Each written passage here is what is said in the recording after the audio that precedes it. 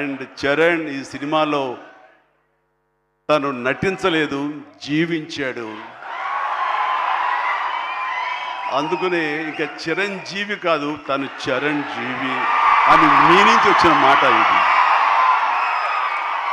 నిన్న కూడా ఢిల్లీలో పిఎం గారు నరేంద్ర మోడీ గారితో పాటు తను కూడా ఒక కాంక్లేవ్లో పాల్గొన్నాడు. రిపబ్లిక్ టీవీ కాంక్లేవ్లో పాల్గొన్నప్పుడు వాళ్ళు కొత్త కాయినేజ్ పెట్టారు, న్యూ ఏజ్ మెగాస్టార్ అని.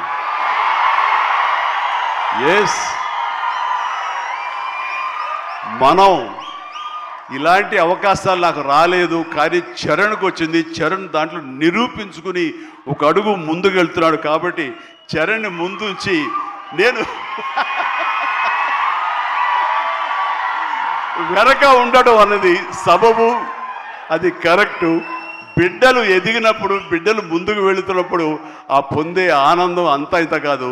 సో ఈ రోజున ఈ పెద్ది తర్వాత రంగస్థలంలో కొంతవరకు, ఇప్పుడు ఈ పెద్ది తర్వాత పుత్రోత్సాహం అనేది 100% నేను ఫీల్ అవుతున్నాను.